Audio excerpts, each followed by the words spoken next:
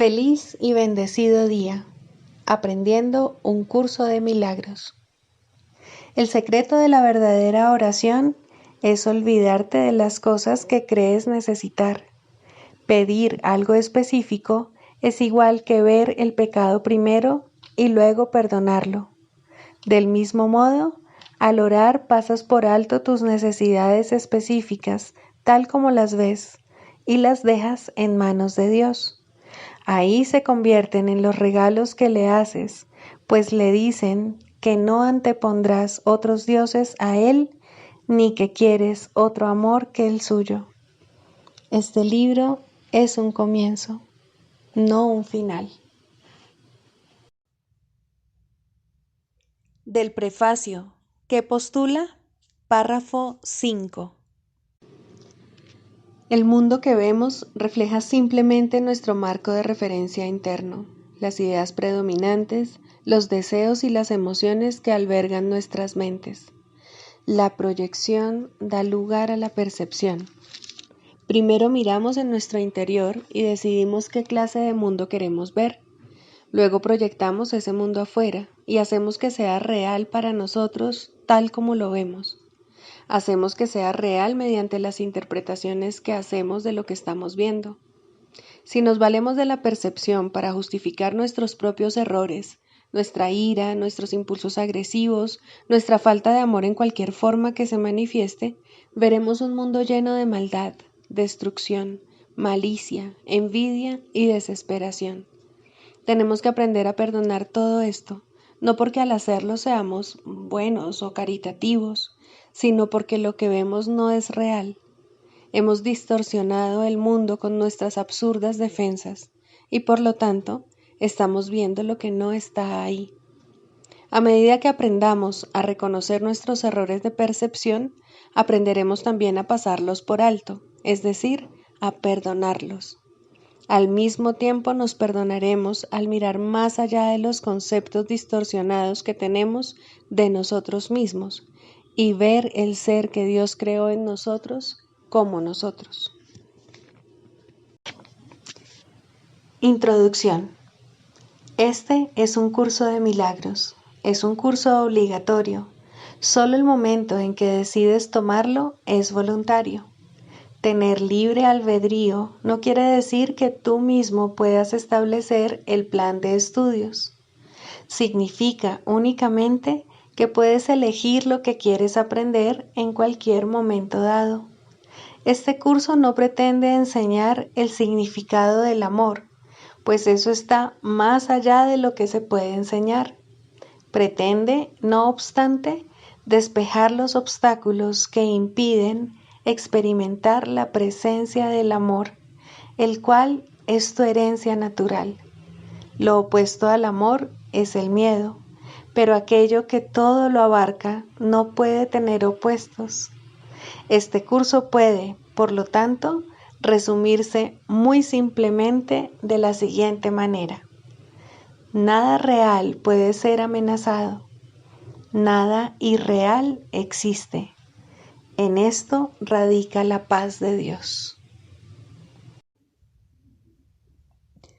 Capítulo 1. El significado de los milagros. Primero, principios de los milagros. Principio 19. Los milagros hacen que las mentes sean una en Dios. Se basan en la cooperación porque la filiación es la suma de todo lo que Dios creó. Los milagros reflejan, por lo tanto, las leyes de la eternidad, no las del tiempo. Pues ellos han llegado. Cuán santo debes ser tú, que desde ti la voz de Dios llama amorosamente a tu hermano, para que puedas despertar en él la voz que contesta tu llamada.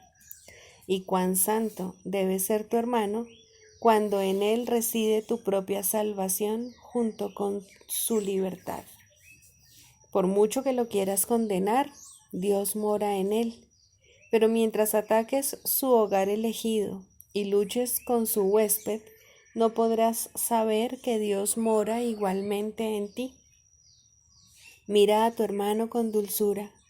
Contempla amorosamente a aquel que lleva a Cristo dentro de sí, para que puedas ver su gloria y regocijarte de que el cielo no esté separado de ti.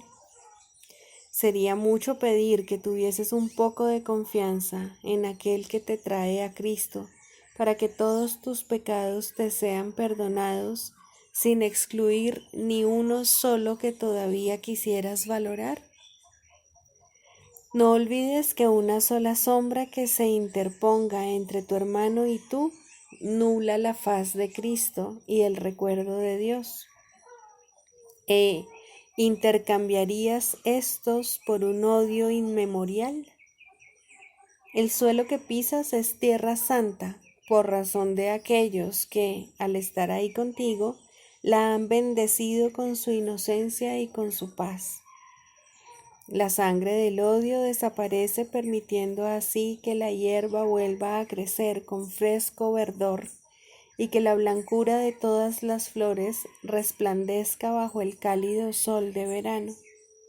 Lo que antes era un lugar de muerte ha pasado a ser ahora un templo viviente en un mundo de luz, y todo por ellos. Es su presencia la que ha elevado nuevamente a la santidad para que ocupe su lugar ancestral en un trono ancestral. Y debido a ellos, los milagros han brotado en forma de hierba y flores sobre el terreno yermo que el odio había calcinado y dejado estéril. Lo que el odio engendró, ellos lo han deshecho. Y ahora te encuentras en tierra tan santa que el cielo se inclina para unirse a ella y hacerla semejante a él. La sombra de un viejo odio ya no existe, y toda desolación y aridez ha desaparecido para siempre de la tierra a la que ellos han venido. ¿Qué son 100 años para ellos, o 1000, o cientos de miles? Cuando ellos llegan, el propósito del tiempo se consuma. Lo que nunca tuvo lugar desaparece en la nada cuando ellos llegan. Lo que el odio reivindicaba se entrega ahora al amor, y la libertad ilumina toda cosa viviente y la eleva hasta el cielo, donde las luces se encienden con mayor fulgor a medida que cada una vuelve al hogar. Lo incompleto se vuelve completo de nuevo, y el gozo del cielo aumenta porque lo que era suyo le ha sido restituido. La tierra ha quedado limpia de toda mancha de sangre, y los dementes se han desprendido de sus vestimentas de demencia para unirse a ellos en el lugar donde tú te encuentras. El cielo se siente agradecido por este regalo que tanto tiempo le había sido negado, pues ellos han venido a congregar a los suyos. Lo que se había clausurado se abre. Lo que se mantenía oculto de la luz se le entrega a ésta para que pueda iluminarlo sin dejar ningún espacio o distancia entre la luz del cielo y el mundo.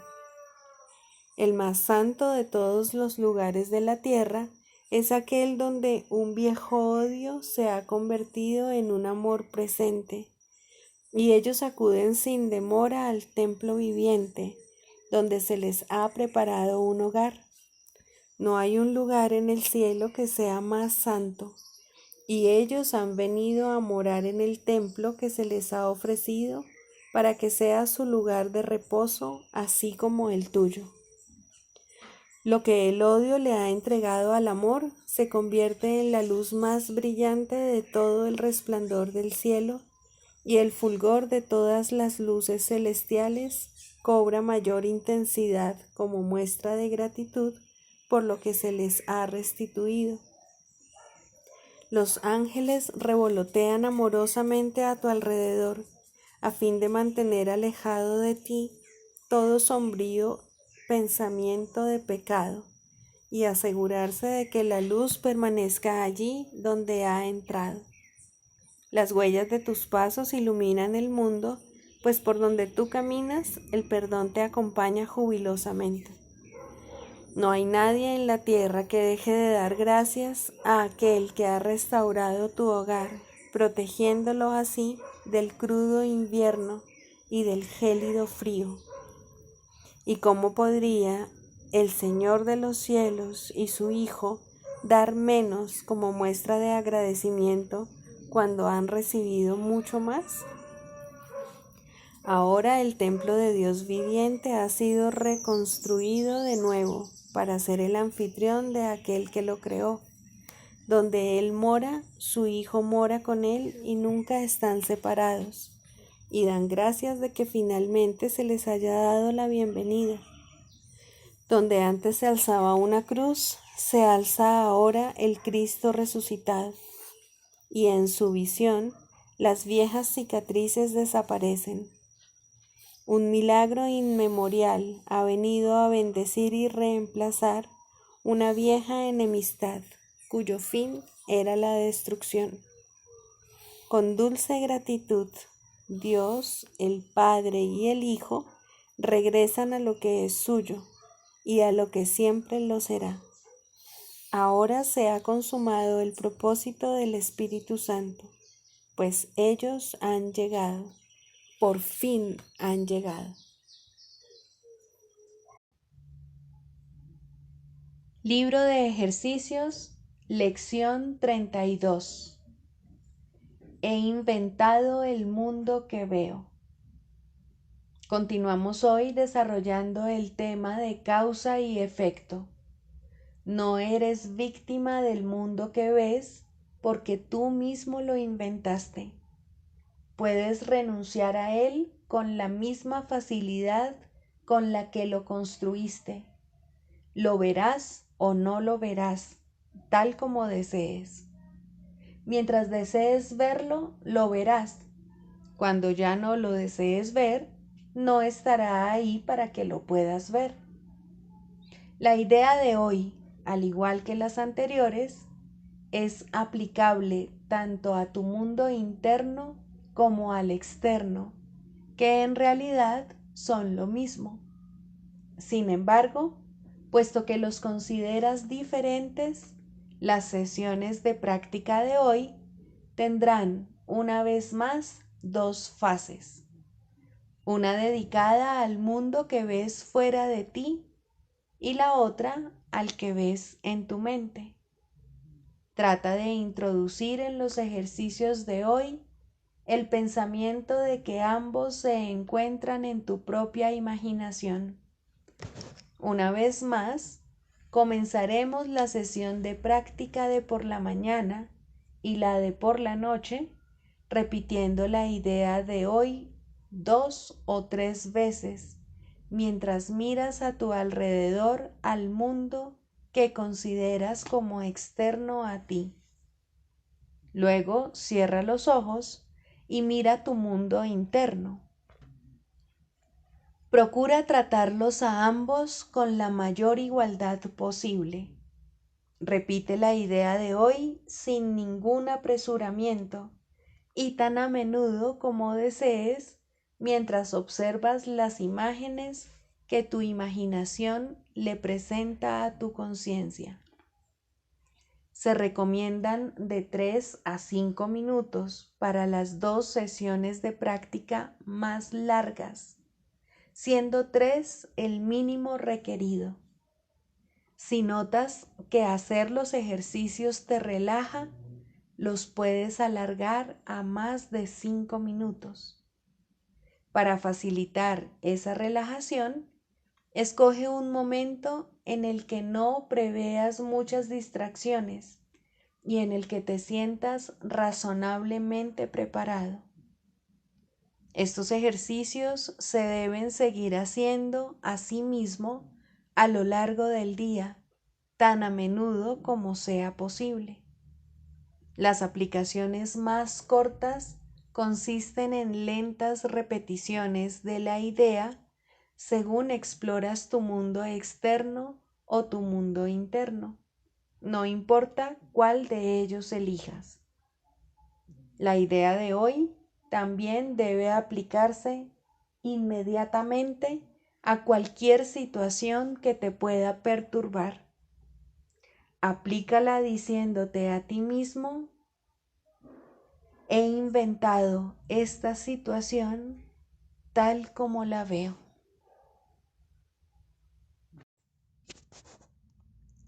Del Manual para el Maestro, pregunta 4. ¿Cuáles son las características de los maestros de Dios? 1. Confianza. He aquí la base sobre la que descansa su capacidad para llevar a cabo su función. La percepción es el resultado de lo que se ha aprendido. De hecho, la percepción es lo que se ha aprendido, ya que causa y efecto nunca se encuentran separados. Los maestros de Dios tienen confianza en el mundo, porque han aprendido que no está regido por las leyes que el mundo inventó. Está regido por un poder que se encuentra en ellos, pero que no es de ellos. Este poder es el que mantiene todas las cosas a salvo. Mediante este poder, los maestros de Dios contemplan un mundo perdonado. Una vez que hemos experimentado ese poder, es imposible volver a confiar en nuestra insignificante fuerza propia. ¿Quién trataría de volar con las minúsculas alas de un gorrión cuando se le ha dado el formidable poder de un águila? ¿Y quién pondría su fe en las miserables ofrendas del ego cuando los dones de Dios se encuentran desplegados ante él? ¿Qué induce a los maestros de Dios a efectuar este cambio? A. Desarrollo de la confianza. En primer lugar, tienen que pasar por lo que podría calificarse como un periodo de deshacimiento. Ello no tiene por qué ser doloroso, aunque normalmente lo es.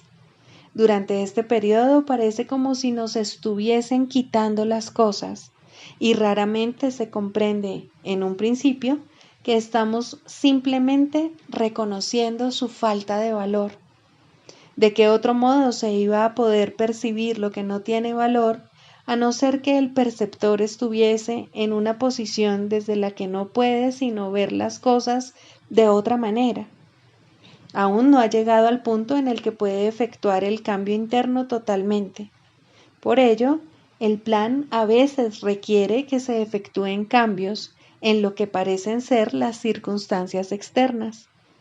Estos cambios son siempre beneficiosos. Una vez que el maestro de Dios ha aprendido esto, pasa a la segunda fase. Ahora el maestro de Dios tiene que pasar por un periodo de selección. Este periodo es siempre bastante difícil, pues al haber aprendido que los cambios que se producen en su vida son siempre beneficiosos, tiene entonces que tomar todas sus decisiones sobre la base de si contribuyen a que el beneficio sea mayor o menor.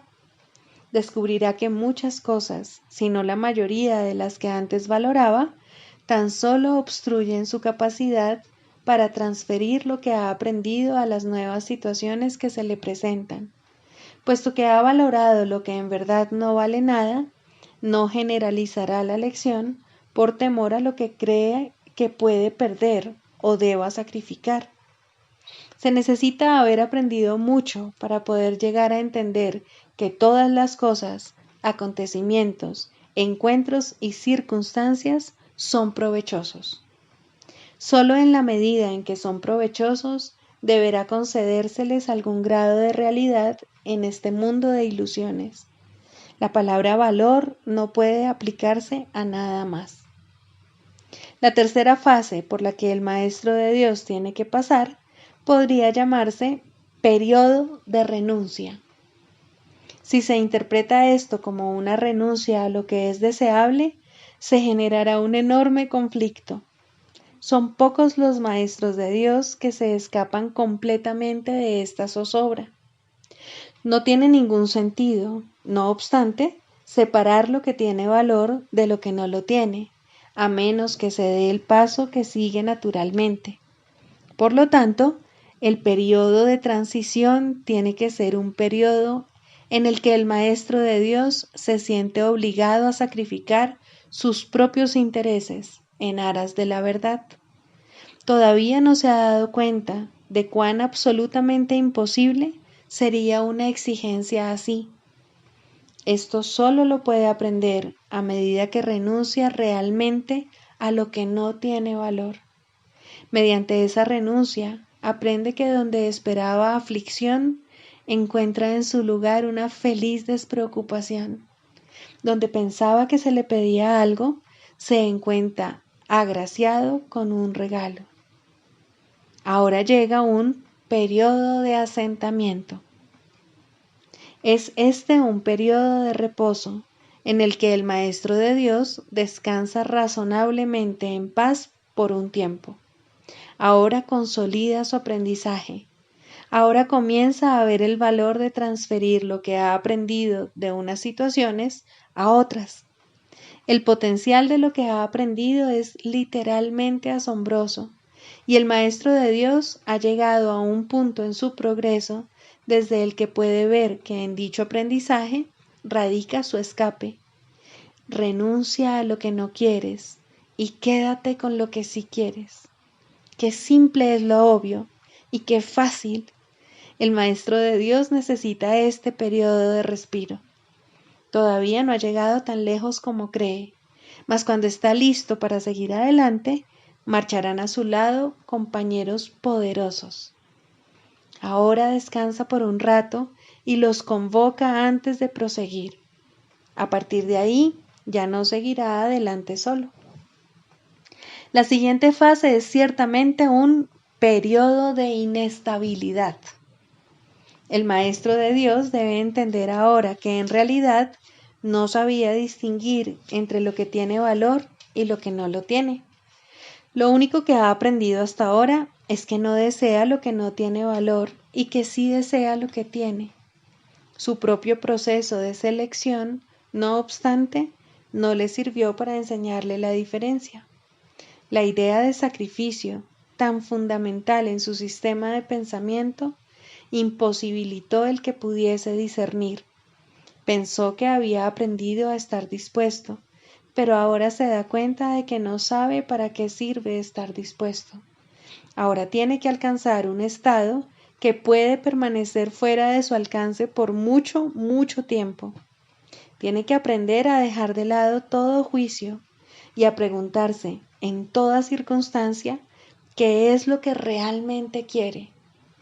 De no ser porque cada uno de los pasos en esta dirección está tan fuertemente reforzado, cuán difícil sería darlos. Finalmente llega un periodo de logros. Ahora es cuando se consolida su aprendizaje.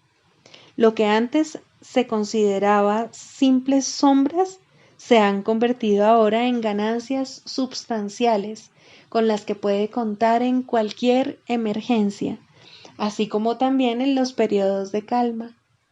En efecto, el resultado de esas ganancias no es otro que la tranquilidad, el fruto de un aprendizaje honesto, de un pensamiento congruente y de una transferencia plena. Esta es la fase de la verdadera paz, pues aquí se refleja plenamente el estado celestial. A partir de ahí, el camino al cielo está libre y despejado y no presenta ninguna dificultad. En realidad ya está aquí. ¿Quién iba a querer ir a ninguna otra parte si ya goza de absoluta paz? ¿Y quién querría cambiar su tranquilidad por algo más deseable? ¿Qué podría ser más deseable? Manual para el maestro. Pregunta 1. ¿Quiénes son los maestros de Dios? Un maestro de Dios es todo aquel que decide serlo. Sus atributos consisten únicamente en esto. De alguna manera y en algún lugar, ha elegido deliberadamente no ver sus propios intereses como algo aparte de los intereses de los demás. Una vez que ha hecho esto, su camino ha quedado establecido y su dirección es segura. Una luz ha entrado en las tinieblas. Tal vez sea una sola luz, pero con una basta.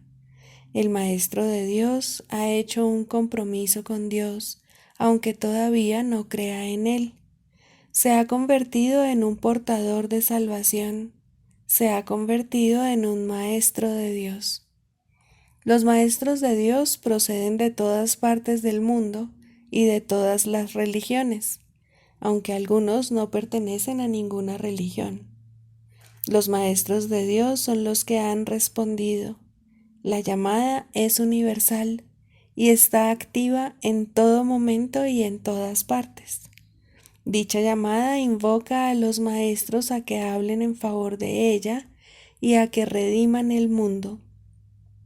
Muchos la oyen, pero muy pocos responden. Sin embargo, es solo cuestión de tiempo. Todo el mundo responderá al final, pero ese final puede estar muy, muy lejos. Esta es la razón por la que se estableció el plan de los maestros. Su función es ahorrar tiempo. Cada uno comienza como una sola luz, pero como tiene la llamada en el mismo centro de su ser, esa luz no puede restringirse, y cada uno de ellos ahorra miles de años, tal como el mundo juzga el tiempo. Mas para la llamada en sí, el tiempo no significa nada. Cada maestro de Dios tiene su propósito. La estructura de éste varía enormemente, así como los medios particulares de enseñanza empleados. El contenido del curso, no obstante, nunca varía. Su tema central es siempre: el Hijo de Dios es inocente y en su inocencia radica su salvación. Esto se puede enseñar con acciones o con pensamientos, con palabras o sin ellas, en cualquier lenguaje o sin lenguaje, en todo lugar o momento o en cualquier forma. No importa lo que el maestro haya sido antes de oír la llamada. Al responder, se ha convertido en un salvador. Ha visto a alguien más como a sí mismo. Ha encontrado, por lo tanto, su propia salvación y la salvación del mundo. Con su renacer, renace el mundo. Este manual está dedicado a una enseñanza especial y dirigido a aquellos maestros que enseñan una forma particular del curso universal. Existen muchas otras formas, todas con el mismo desenlace. Su propósito es simplemente ahorrar tiempo. No obstante, solo el tiempo se arrastra pesadamente y el mundo ya está muy cansado. Está viejo, agotado y sin esperanzas, mas el desenlace final nunca se puso en duda, pues, ¿qué puede cambiar la voluntad de Dios? Pero el tiempo, con sus ilusiones de cambio y de muerte, agota al mundo y a todas las cosas que habitan en él. Al tiempo, no obstante, le llegará su final, y propiciar ese final es la función de los maestros de Dios, pues el tiempo está en sus manos. Tal fue su elección, y así se les concedió. Clarificación de términos. El ego, el milagro. Las ilusiones no perdurarán. Su final es indudable y eso es lo único que es seguro en su mundo. Por eso es por lo que es el mundo del ego. ¿Qué es el ego? El ego no es más que un sueño de lo que en realidad eres. Un pensamiento de que estás separado de tu creador y un deseo de ser lo que él no creó. El ego es un producto de la locura, no de la realidad. Es tan solo un nombre para lo innombrable, un símbolo de lo imposible, una elección de opciones que no existen. Le damos un nombre solo para que nos ayude a entender que no es más que un pensamiento ancestral según el cual aquello que se ha inventado es inmortal. Mas, ¿qué podría proceder de ello excepto un sueño que, al igual que todos los demás sueños, tan solo puede terminar en la muerte? ¿Qué es el ego? El ego no es nada, pero se manifiesta de tal forma que parece ser algo. En un mundo de formas no se puede negar al ego, pues solo él parece real. Mas, ¿podría el Hijo de Dios, tal como su Padre lo creó, morar en una forma o en un mundo de formas? Si alguien te pide que definas al ego y expliques cómo se originó, es porque cree que el ego es real e intenta, por definición, asegurarse de que su naturaleza ilusiva quede oculta tras las palabras que parecen otorgarle realidad. Ninguna definición que se haya hecho de una mentira puede hacer que ésta sea verdad, ni tampoco puede haber una verdad que las mentiras puedan realmente ocultar. La irrealidad del ego no se niega con palabras, ni su significado se vuelve claro por el hecho de que su naturaleza parezca tener una forma. ¿Quién puede definir lo indefinible? Sin embargo, incluso para esto hay una respuesta. No podemos formular realmente una definición de lo que es el ego, pero sí podemos decir lo que no es. Y esto lo podemos ver con perfecta claridad. Basándonos en eso, podemos deducir lo que es. Observa su opuesto y verás la única respuesta que tiene sentido. A lo opuesto al ego, desde cualquier punto de vista, origen, efectos y consecuencias, le llamamos milagro. En él encontramos todo lo que no tiene que ver con el ego en este mundo. El milagro es lo opuesto al ego, y solo en él podemos observar lo que era el ego, pues en él vemos lo que éste aparentemente hacía, y la causa y sus efectos no pueden sino seguir siendo una misma cosa. Donde antes había obscuridad, ahora veremos luz. ¿Qué es el ego? Lo que antes era la obscuridad. ¿Dónde está el ego? Donde antes estaba la oscuridad. ¿Qué es ahora y dónde puede encontrársele? No es nada y no se le puede encontrar en ninguna parte. Ahora la luz ha llegado y su opuesto se ha ido sin dejar ni rastro. Donde antes había maldad, ahora hay santidad. ¿Qué es el ego? Lo que antes era maldad. ¿Dónde está el ego? En una pesadilla que solo parecía ser real mientras la estabas soñando. Donde antes había crucifixión, ahora está el Hijo de Dios. ¿Qué es el ego? ¿Quién tiene necesidad de preguntar? ¿Dónde está el ego? ¿Quién necesita ir en busca de ilusiones ahora que los sueños han desaparecido? ¿Qué es un milagro? Un milagro es un sueño también, pero si observas todos los aspectos de ese sueño, jamás volverás a dudar. Observa el bondadoso mundo que se extiende ante ti mientras caminas envuelto en mansedumbre. Observa a los ayudantes que encuentras a lo largo del camino que recorres, felices ante la certeza del cielo y la garantía de paz. Y observa también, por un instante, lo que por fin dejaste atrás y finalmente pasaste de largo. Esto es lo que era el ego, el odio cruel, la necesidad de venganza y los gritos de dolor, el miedo a la muerte y el deseo de matar, la ilusión de no tener hermanos y el yo que parecía estar solo en el universo. El milagro corrige este terrible error con respecto a ti mismo, con la misma dulzura con la que una madre amorosa adormece con su canto a su criatura. ¿No preferirías escuchar un canto así? ¿No contestaría ese canto todo lo que pensabas preguntar, haciendo incluso que la pregunta dejase de tener sentido?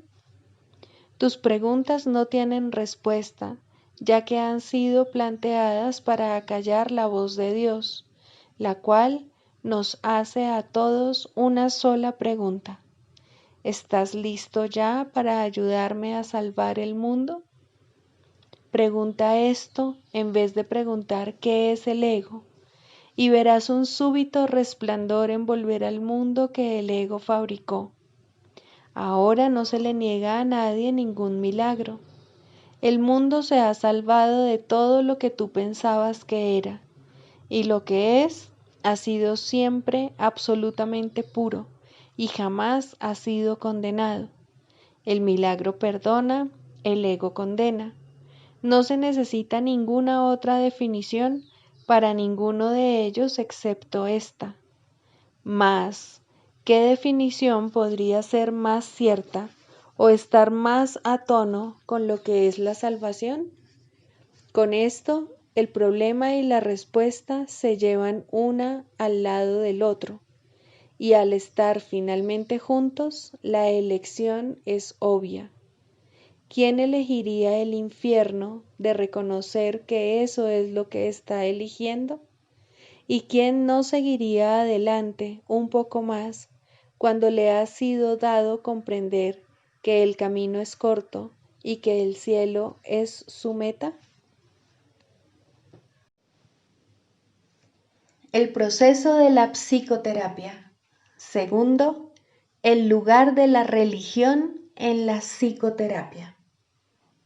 Para ser un maestro de Dios no es necesario ser religioso ni creer en Dios en ninguna medida. Es necesario, no obstante, enseñar perdón en lugar de condenación. Mas ni siquiera en esto se requiere total consistencia, pues cualquiera que hubiese llegado a este punto podría enseñar lo que es la salvación en un instante y sin una sola palabra. Sin embargo, quien lo ha aprendido todo no necesita un maestro, y el que ha sanado no necesita un terapeuta. Las relaciones personales siguen siendo el templo del Espíritu Santo y con el tiempo se volverán perfectas y se restituirán a la eternidad. La religión institucionalizada no ocupa ningún lugar en la psicoterapia, pero tampoco tiene un auténtico lugar en la religión. En este mundo existe una tendencia asombrosa a unir palabras contradictorias en un mismo término sin percibir la contradicción en absoluto. Tratar de institucionalizar la religión es un intento tan obvio del ego de reconciliar lo irreconciliable que no merece que nos extendamos en ello aquí. La religión es experiencia. La psicoterapia también lo es. En sus niveles más elevados se vuelven una. Ninguna es verdad en sí misma, mas ambas pueden conducir a la verdad. ¿Qué se necesita hacer para encontrar la verdad, que sigue siendo perfectamente obvia, sino eliminar los aparentes obstáculos a la verdadera conciencia? Nadie que aprenda a perdonar puede dejar de recordar a Dios. El perdón, pues, es todo lo que se necesita enseñar, ya que es todo lo que es necesario aprender. Todos los obstáculos al recuerdo de Dios son formas de falta de perdón, y eso es todo. Esto nunca le resulta obvio al paciente y muy rara vez al terapeuta. El mundo ha aglutinado todas sus fuerzas en contra de esta forma de conciencia, pues en ella radica el fin del mundo y todo lo que éste representa. Sin embargo, tener conciencia de Dios no constituye una meta razonable para la psicoterapia. Esta llegará cuando se haya completado la psicoterapia, pues allí donde se ha alcanzado el perdón, la verdad no puede sino llegar. Sería injusto en verdad que se tuviera que creer en Dios para que la terapia tuviera éxito. Creer en Dios no es realmente un concepto significativo, puesto que a Dios solo puede conocérsele. Creer implica que es igualmente posible no creer, mas el conocimiento de Dios no tiene opuestos. No conocer a Dios es no tener conocimiento, y es a esto a lo que conduce toda falta de perdón. Sin conocimiento, uno solo puede tener creencias. Hay diferentes recursos de aprendizaje para diferentes clases de personas. Algunas formas de religión no tienen nada que ver con Dios y algunas formas de psicoterapia no tienen nada que ver con la curación. Mas, si alumno y maestro se unen para compartir una meta, Dios entrará a formar parte de su relación porque se le invitó. De igual modo, la unión de propósitos entre paciente y terapeuta restituye el lugar de Dios a un primer plano, primero a través de la visión de Cristo y luego a través del recuerdo de Dios mismo. El proceso psicoterapéutico es el retorno a la cordura. Maestro y alumno, terapeuta y paciente, están todos dementes o, de lo contrario, no estarían aquí. Juntos pueden encontrar una salida, pues nadie encuentra la cordura solo. Si la curación es una invitación que se le hace a Dios para que entre en su reino, ¿qué importa cómo está escrita la invitación? ¿Qué importa el papel, la tinta o el bolígrafo? ¿No es acaso el que escribe y hace la invitación lo que realmente importa? Dios acude a aquellos que desean restaurar su mundo, pues han encontrado la manera de invocarlo.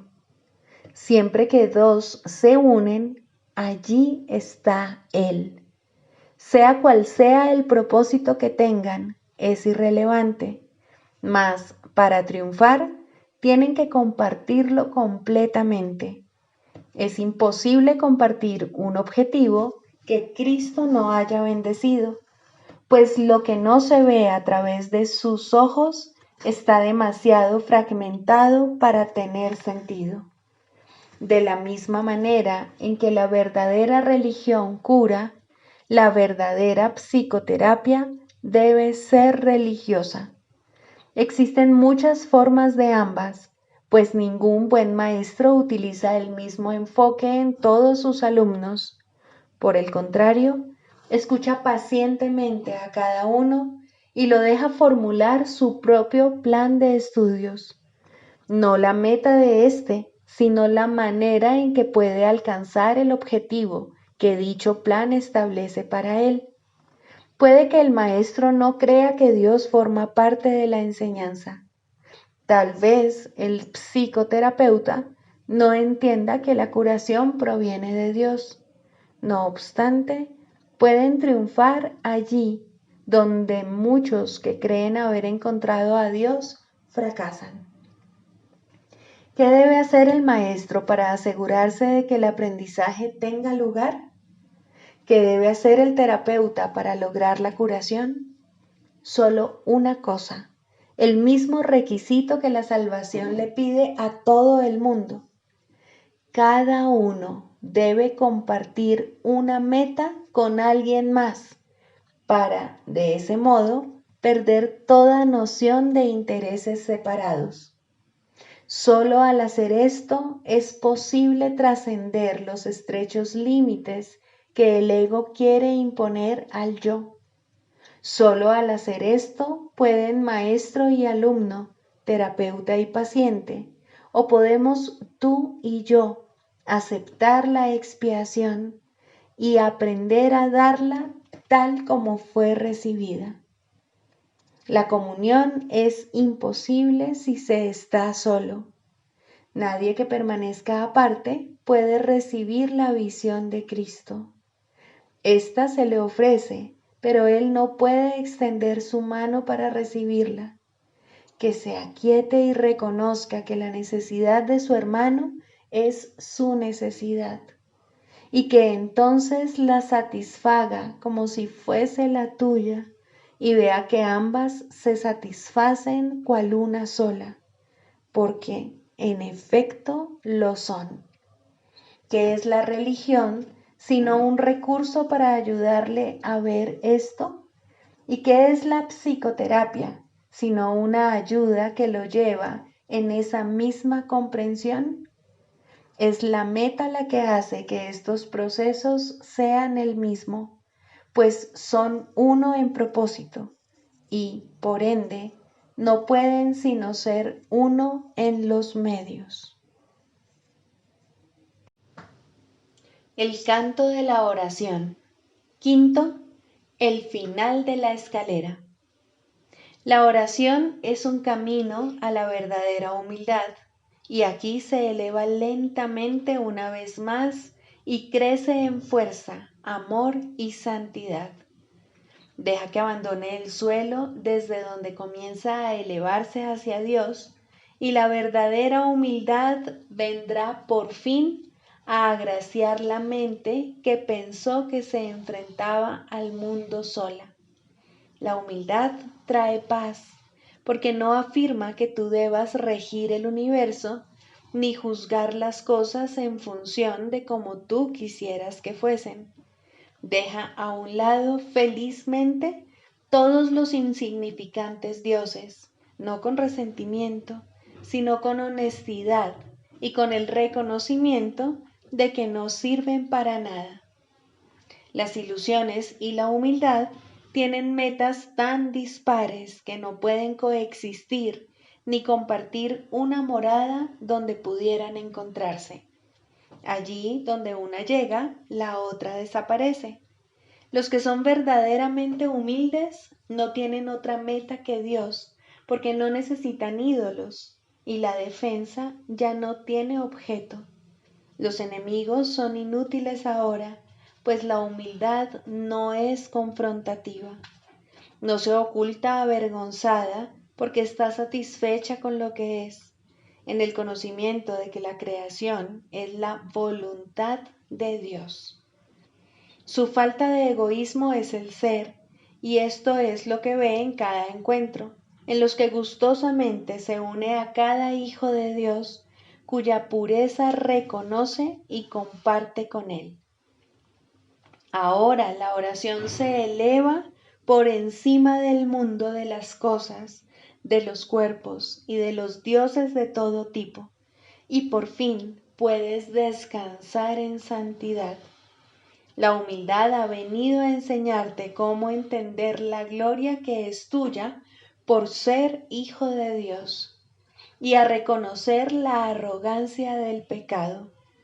Un sueño ocultaba la faz de Cristo de ti, mas ahora puedes contemplar su impecabilidad. La escalera ha llegado muy alto, ya casi estás en el cielo. Es muy poco lo que queda por aprender antes de que la jornada finalice. Ahora puedes decir a todo aquel que venga a unirse contigo en oración: no puedo ir sin ti, pues eres parte de mí. Y así es, en verdad. Ahora puedes orar solo por lo que realmente compartes con Él, pues has comprendido que nunca se marchó y que tú, que parecías estar solo, eres uno con Él. Este es el final de la escalera, pues ya no hay nada más que aprender. Ahora te encuentras ante el umbral del cielo con tu hermano a tu lado. Los jardines son amplios y serenos, pues ahí el lugar señalado para el momento en que debías venir ha estado esperando por ti desde hace mucho. Ahí finaliza el tiempo para siempre. En ese umbral, la eternidad misma se une a ti. La oración se ha convertido en lo que siempre estuvo destinada a ser, pues has reconocido al Cristo en ti. Sigamos a Jesús haciendo del perdón algo tan natural como respirar y algo tan vital como el aire. Amén.